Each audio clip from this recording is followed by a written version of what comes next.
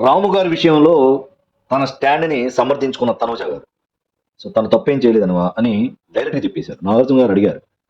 So, రాము గారు అని గురించి మీ ఉద్దేశ్యం ఏంటి అని అడగగానే ఫస్టు ఆశ్చర్యపోయారు. తర్వాత కొంతమంది గూడా ఎవరైతే లైవ్‌ని చూడలేదో, ఎవరైతే లైవ్ చూస్తూ రివ్యూలు ఇచ్చే కొంతమంది రాము గారిని తనుజ గారు వేరేగా అరుస్తున్నారు, తిట్టారు.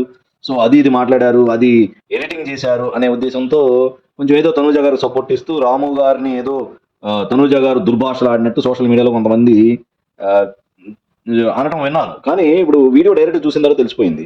సో, రాము గారిని తనుజ గారు ఎందుకు అలా మాట్లాడాల్సొచ్చింది? సాయి గారు, తనుజ గారి మధ్యలో హీటెడ్ ఆర్గ్యుమెంట్ ఏదో జరుగుతుంది. ఆర్గ్యుమెంట్ కాదు. సమ్ డిస్కషన్ జరుగుతుంది.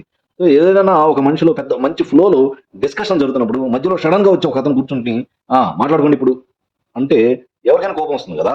సో, ఆ ఉద్దేశంతోనే తనుజ గారు రాము గారిని మధ్యలో వచ్చి కూర్చుంటాడనే ఉద్దేశంతో కొంచెం చిరాకు పడి పక్కకెళ్లారు. సో, దానిలో తప్పేం లేదు నాకు తెలిసి.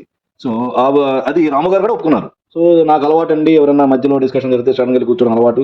వాళ్ళు లేచి ఎళ్ళటం అలవాటు లేదు అని అన్నారు రాము గారు. సో, మీకేమైనా అభ్యంతరమా? నో ప్రాబ్లమ్ అని నాగార్జున గారు అడిగితే, నో ప్రాబ్లమ్ అని రాము గారు కూడా అన్నారు.